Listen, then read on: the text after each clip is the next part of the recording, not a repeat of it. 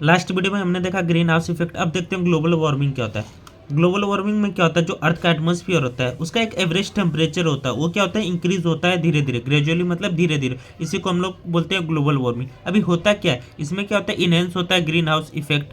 यानी कि जो ग्रीन हाउस इफेक्ट का मतलब है, मैंने लास्ट वीडियो में अच्छे से समझाया था कि जो गैसेस होती है उनका जो, अभी यहाँ पर देखो तुम्हारा अर्थ है, तो यहाँ पर एक अर्थ का एटमॉस्फेयर होता है। तो एटमॉस्फेयर क्या होता है, थिक हो जाता है, ऐसे थिक हो जाता है, थोड़ा सा मोटा हो जाता है। मतलब यहाँ पर जो गैस की क्वांटिटी होती है वो ज़्यादा हो जाती है, और ज़्यादा होने की वजह से ज़्यादा हीट एब्जॉर्ब करेगा, तो इसके वजह से क्या होती है, ग्लोबल वार्मिंग हो जाती है। अर्थ का टेम्परेचर क्या होता है, बढ़ जाता है।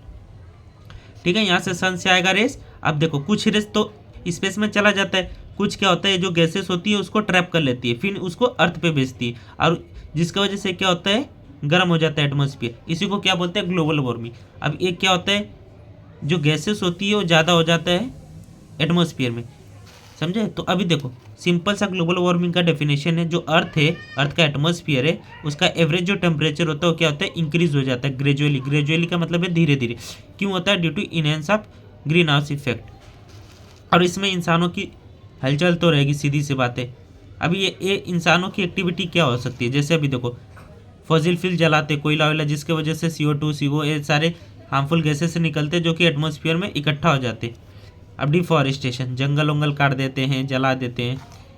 इंडस्ट्रियल एमिशन, इंडस्ट्री से भी देखोगे हार्मफुल गैसेस निकलते रहते हैं।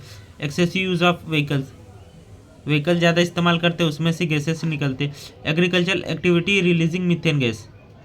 अब देखो use of CF and other industrial gas, इसके वजह से भी क्या होता है, इसका मैंने तुम लोगों को ग्रीन हाउस इफेक्ट बताया, तो उसमें इसका फुल फॉर्म मैंने बताया, तो अगर आपको याद है तो कमेंट में ज़रूर बताना। ठीक है, तो इंडस्ट्रियल से भी बहुत सारे गैसेस निकलते, ये सारे कारण है कि जिसके वजह से ग्लोबल वार्मिंग बढ़ता है। यानी कि जो अर्थ का एटमॉस्फेयर है वो क्या होता है, थिक होने लगता है, मोटा होने लगता है। यहाँ पर बहुत सारे गैसेस इंक्रीज हो जाते हैं और ये ज़्यादा हीट एब्जॉर्ब करते हैं, जिस वजह से ये जो आइस ओइस होते हैं सब मेल्ट होने लगते हैं, और अर्थ का टेम्परेचर क्या होता है, बढ़ जाता है। अभी देखो ग्लोबल वार्मिंग हो गया, कारण भी बता देते इसका इफेक्ट क्या पड़ता है।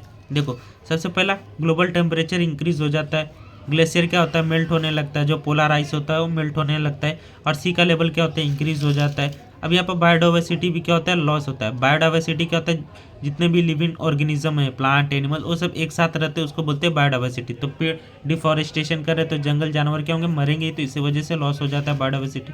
यहाँ पर देखो डिस्टर्बेंस कर देते हैं इकोसिस्टम का। इकोसिस्टम हर एरिया का एक स्पेसिफिक इकोसिस्टम होता है, वो भी क्या करते हैं हम लोग, डिस्टर्ब कर देते हैं, और इसके वजह से एक्सट्रीम वेदर कंडीशन हो जाता है, फ्लड हो सकता है, ड्रॉप, बंजरपन हो सकता है, या तो हीट वेव स्टार्ट हो जाते हैं। उसके अलावा है एडवर्स इफेक्ट होता है एग्रीकल्चर एंड ह्यूमन हेल्थ पे, खेती पे भी इफेक्ट डालेगा और ह्यूमन हेल्थ पे भी इफेक्ट डालेगा, सीधी सी बात है ग्लोबल वार्मिंग।